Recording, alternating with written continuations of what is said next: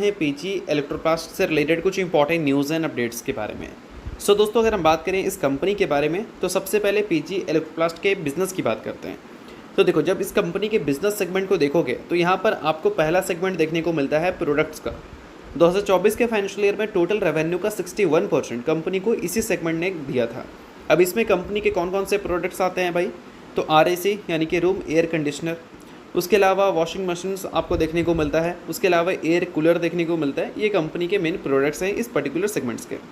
और यहाँ पर अगर हम बात करें मेन RAC यानी कि रूम एयर कंडीशनर के बारे में, तो वहाँ पर ये कंपनी देखा जाए तो सेकंड लार्जेस्ट प्लेयर है अगर हम पूरे इंडिया की बात करें तो, यानी कि काफ़ी अच्छा खासा मार्केट शेयर इस कंपनी के पास है।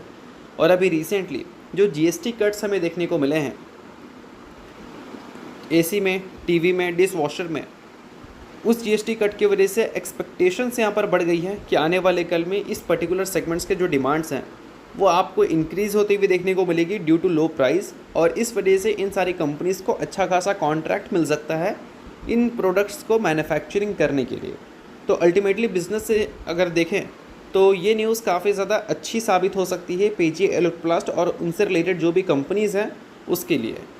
और सबसे अच्छी बात दोस्तों यहाँ पर यह है कि ये जो न्यूज़ है वो उस पीरियड में हमें सुनने को मिला है जिस पीरियड में इन्वेस्टर्स एक कंसर्न क्रिएट करके रखे थे कि पीजी इलेक्ट्रोप्लास्ट में ग्रोथ आगे चलकर हमें वीक देखने को मिलेगी। क्योंकि अगर हम इस क्वार्टर की बात करें तो सिर्फ 13% की ग्रोथ ही कंपनी ने अपने रेवेन्यू में दिखाया था ईयर ऑन ईयर बेसिस पर। अगर पिछले 4-5 क्वार्टर का रिकॉर्ड अगर देखोगे, उससे कंपैरिजन करोगे तो काफ़ी छोटा नंबर आपको इस बार देखने को मिला था ग्रोथ के मामले में।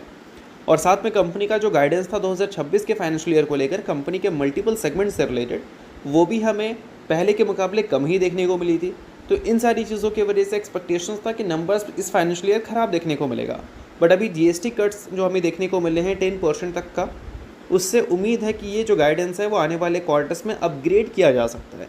इस वजह से ये जो सारी कॉन्ट्रैक्ट मैन्युफैक्चरिंग कंपनीज़ हैं वो GST कट से काफ़ी ज़्यादा खुश भी नज़र आती हुई दिखी है।